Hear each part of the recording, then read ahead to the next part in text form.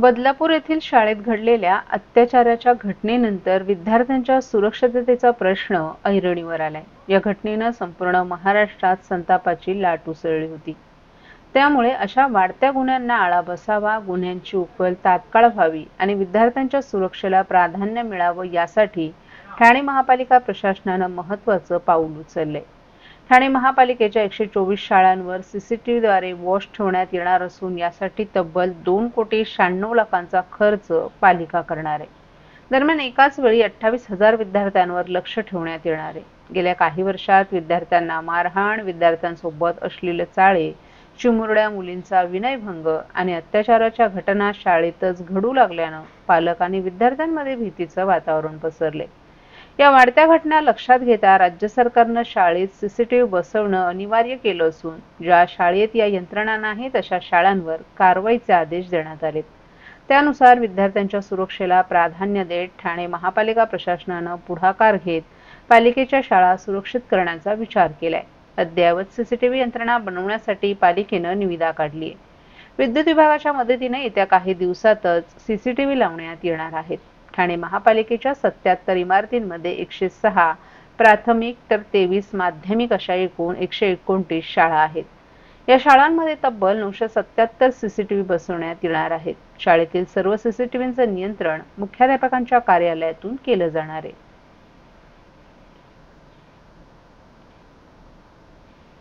मुख्यमंत्री महाराष्ट्र राज्य यांचा 100 दिवसांचा 7 कलमी कृती कार्यक्रम अंतर्गत जिल्हा परिषदेत कर्मचाऱ्यांची कृत्रिम बुद्धिमत्ता या विषयाबाबत प्रशिक्षण कार्यक्रम काल सकाळी 10 वाजता आयोजित करण्यात आला होता।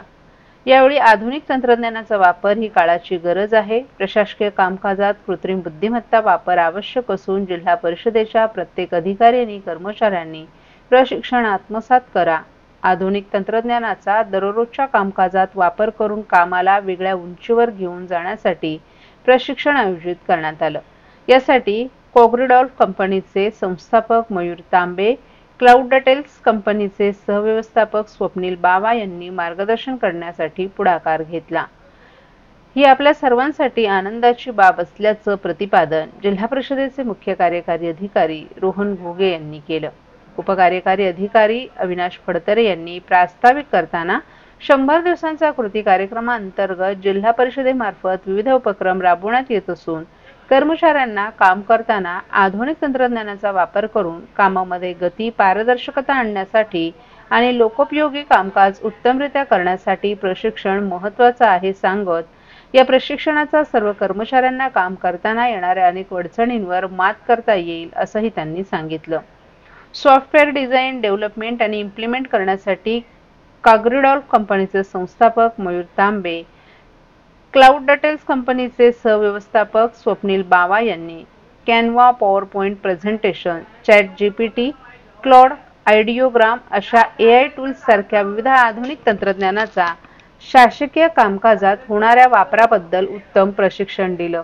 यावेळी कर्मचाऱ्यांना येणाऱ्या तांत्रिक अडचणींबाबत देखील त्यांनी सविस्तर मार्गदर्शन केलं। यावेळी अतिरिक्त मुख्य कार्यकारी अधिकारी अजिंक्य पवार, उपमुख्य कार्यकारी अधिकारी अविनाश फडतरे, मुख्य लेखा व वित्त अधिकारी वैजनाथ बुरडकर, शिक्षणाधिकारी ललिता दहितुले, जिल्हा आरोग्य अधिकारी डॉक्टर गंगाधर परगे, पशुसंवर्धन विभाग प्रमुख डॉक्टर समीर तोडणकर, कार्यकारी अभियंता प्रकाश सासे तसंच इतर अधिकारीही उपस्थित होते।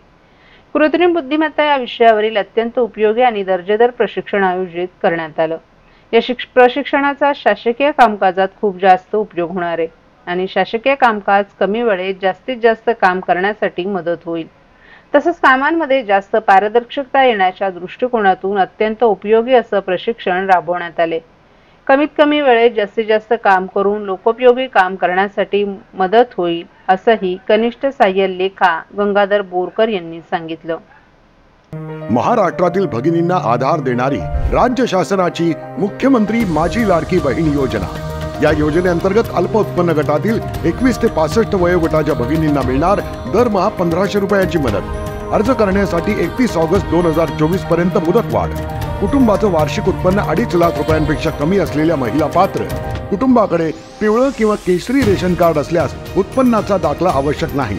पांढरं रेशन कार्ड असेल किंवा रेशन कार्ड नसेल तर कुटुंबाचं वार्षिक उत्पन्न 2.5 लाखांपेक्षा कमी असल्याचा दाखला आवश्यक। योजनेसाठीचा ऑनलाईन अर्ज नारी शक्ती दूत ऍप वरून किंवा पोर्टलवर भरता येईल। ज्या भगिनींना ऑनलाईन अर्ज भरता येत नसेल त्यांच्यासाठी अंगणवाडी, ग्रामपंचायत, वॉर्ड ऑफिस, सेतू सुविधा केंद्रामध्ये किंवा आशाताई बचत गटाच्या CRP यांची मदत उपलब्ध।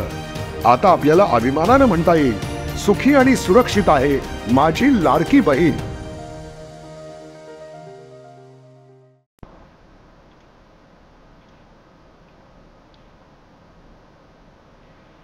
ठाणे पालघर हिवताप निर्मूलन महासंघ कर्मचारी संघटना कृती समिती ठाणे पालघर यांच्या वतीनं मुख्यमंत्र्यांना निवेदन देत जिल्हा आरोग्य अधिकारी यांच्या मार्गदर्शनाखाली कामकाज करण्यासंदर्भातील शासन परिपत्रकाची अंमलबजावणी करण्याची मागणी करण्यात आली आहे।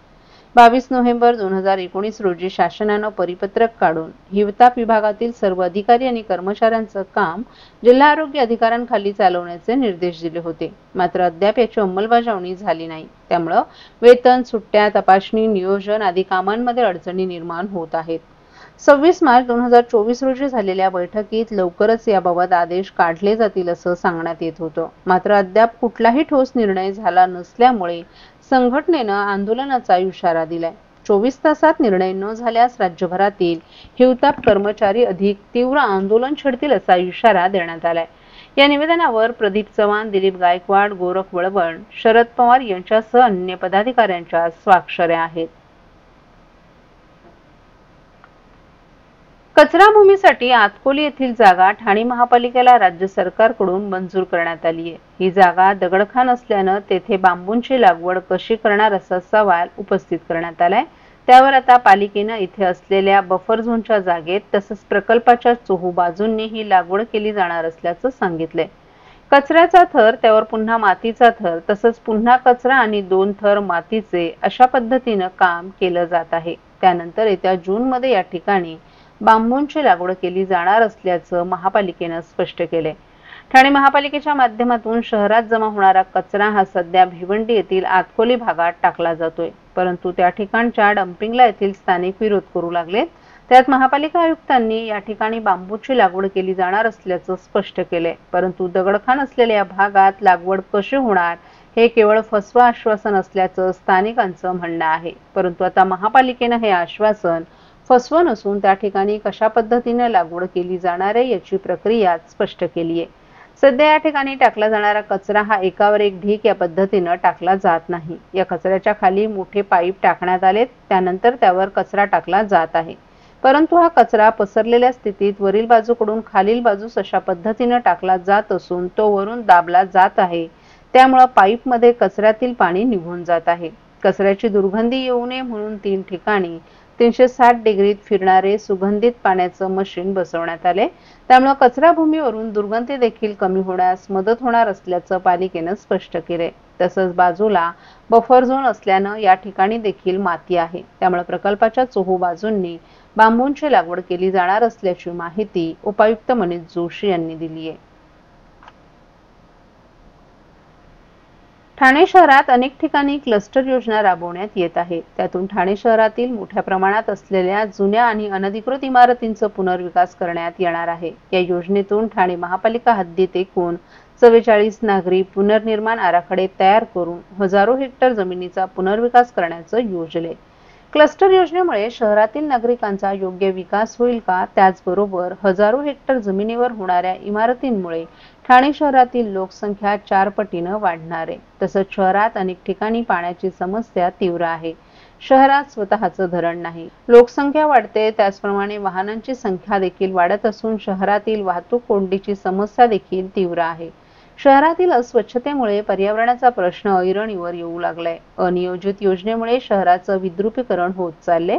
त्यामुळे क्लस्टर विकास सारख्या प्रकल्पाबाबत पुन्हा नव्यानं सर्वसमावेशक विचार करण्याची मागणी निवारा हक्क समन्वय समितीची आहे। या मागणीकरिता निवारा हक्क समन्वय ठाणे शहर यांनी आज ठाणे जिल्हाधिकारी कार्यालयाबाहेर आंदोलन केलं। यावेळी मानपाडा, गणेशनगर, आझादनगर येथील रहिवासी या आंदोलनात मोठ्या संख्येनं सहभागी झाले होते। भविष्यात शहरात अधिकृत बांधकाम आणि झोपडपट्ट्या वाढवणं याकरिता कारवाई करणं आवश्यक असल्याची मागणी यावेळी या आंदोलनातून करण्यात आली। नागरिकांच्या मागण्यांची दखल न घेतल्यास थेट मंत्रालयावर मोर्चा नेण्याचा इशारा या आंदोलनातून देण्यात आलाय। काय सांगाल, कशा प्रकारचं हे आंदोलन आहे, नेमकं क्लस्टरला कशा प्रकारचा विरोध आहे? माझं नाव DJ बक्षी, मी राहतो कोरबंदर पाटलीवाडा आणि क्लस्टर योजना जी आहे याची अंमलबजावणी चालली आहे, पण ती सर्वसमावेशक योजना नाही असं आमचं म्हणणं आहे. आज जर यांना खरोखर झोपडपट्टी हटवून जर स्मार्ट सिटी करायचं असेल तर त्यांनी झोपडपट्टी होणार नाही याच्यासाठी काय योजना केली? काहीच केलेली नाही. आणि 95 पूर्वीचं जे लोक आहेत त्यांना रेग्युलाइज करायचं होतं, आजपर्यंत त्यांनी केलेलं नाही.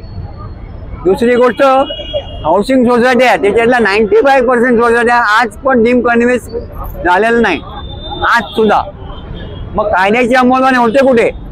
मग नवीन कायदे कशाला काढता तुम्ही? आहेत त्या लोकांना सुखाने जगण्यासाठी आहेत त्यांना रेग्युलाइज करून द्या जागा. रेग्युलाइज करणं त्यांचा हक्क करून देणं कायदेशीर आहे. आमची मागणी जमीन महसूल खाली आहे की आम्हाला जमीन महसूल खाली ती जागा द्या, नंतर तुम्ही विचार करू शकता या गोष्टीचा. आम्हाला